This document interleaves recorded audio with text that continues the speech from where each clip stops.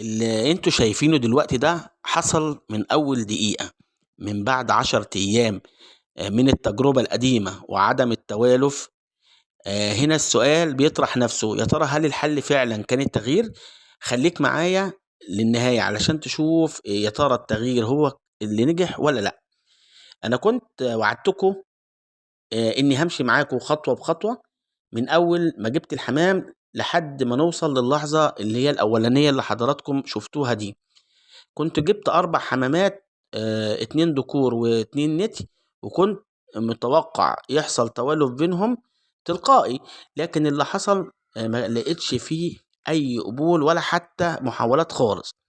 عملت شورت ورا شورت في الأيام الأسبوع اللي فات كله، وكل مرة أقول لكم لحد دلوقتي مفيش توالف. 4 شورتات ب4 محاولات، النتيجة كانت صفر، مفيش بينهم قبول ولا توالف نهائيا. وانا عارف من تجارب سابقة ان مش كل الحمام ينفع مع بعضه. ساعات بيبقى الحل الوحيد انك تغير.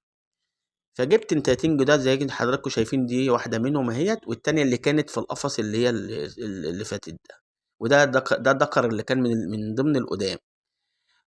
وقلت هشوف التغيير جاي من الذكور ولا من الاناث، وقلت التغيير هيعمل فرق ولا لا. واللي حصل ابهرني بصراحة من أول لحظة.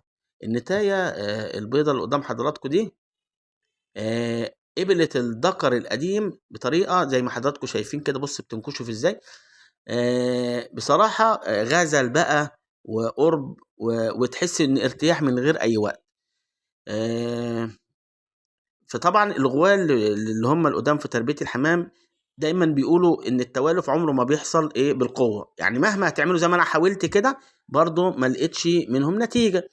لازم يحصل بالراحة، وتسيبهم ياخدوا بعض زي ما حصل ده. والله ما تدخلت في ان النتاية البيضة دي تاخد الذكر ابدا، ده هي جت لوحدها كده بس. وهنا هقول لكم على بعض اسباب عدم القبول اللي بتحصل بين الحمام عشان برضو نبقى كلنا عارفينها. واحد، هو فرق العمر بيبقى كده بقى. عندك بص شايفين القبول عامل ازاي؟ ده قبلة الحمام اللي انتوا لسه شايفينها دي. دي قبلة الحمام، دي اكبر نسبة، دي اكبر مرحلة للتوالف حصلت. اكيد كلكم حضراتكم عارفين طبعا. هقول لكم معلش، أنا كنت بقول لكم ان اسباب عدم القبول. اسباب عدم القبول اول حاجة يا جماعة بينها هو بيبقى فرق العمر.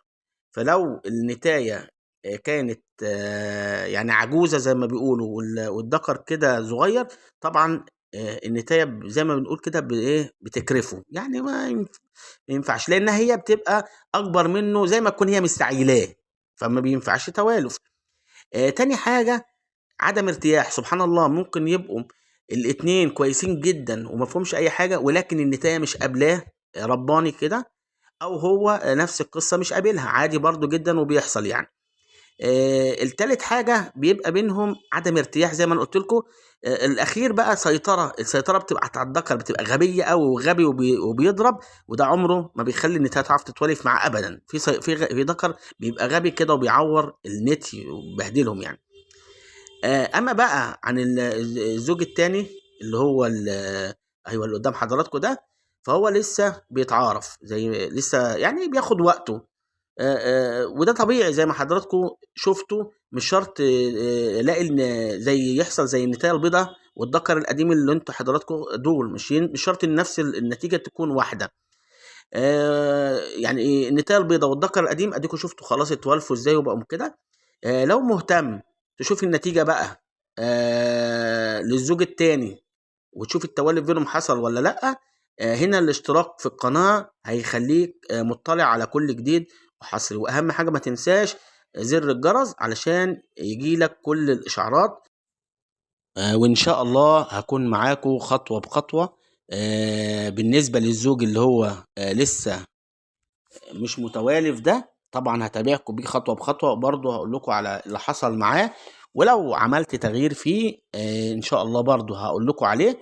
وهو كلنا بنتعلم من بعض. بالنسبة للزوج اللي هو الابيض مع الذكر البني ده، خلاص الحمد لله دوكي شفتوا تواليفهم الجميل عامل ازاي، وقبلات بقى والدنيا رايقه خالص معاهم. هوريكم باذن الله عن قريب قوي اول حصوتين ان شاء الله نتادي تحصيهم معاه. دي طبعا بالمناسبه دي ابيض فرنساوي لاحم. بيبقى نوع محترم جدا وحاجه بتطلع زغاليل الله اكبر كده، دبابات يعني، حاجه محترمه. وبالنسبه للزوج الثاني هتابعكم خطوه بخطوه، لو حصل توافق هقول لكم، ما حصلش زي ما انتم متعودين عليها اقول لكم على اللي حصل بالظبط. وبرضو عندي نقطة ان يا جماعة لو انتم حابين اي فيديو لاي طائر تاني، رومي او بط او وز او هندي او براهما، يا ريت يا ريت انتم ما تت يعني ما تستنوش، احنا اخوات، ويا ريتكم احب التفاعل بينكم وتعليقاتكم، هتكون شرف ليا وتاج على راسي، واحنا كلنا بنتعلم من بعض. يا رب اكون حد خفيف عليكم، ما اكونش ضيف تقيل، انتوا مشرفيني ومنوريني، ووجودكم في القناة شرف ليا وتاج على راسي. في الاخر حابب اقول لكم ان التغيير يا جماعة اللي حصل زي ما انا عملت التغيير كده، التغيير في اوقات بيكون هو الحل الامثل. واديك شايف بنفسك لما يبقى في راحة وتوالف اهو، شايفين اهو بيبانوا ازاي. شرفتوني ونورتوني، ويا ريت ما اكونش تقيل عليكم. سلام عليكم ورحمة الله.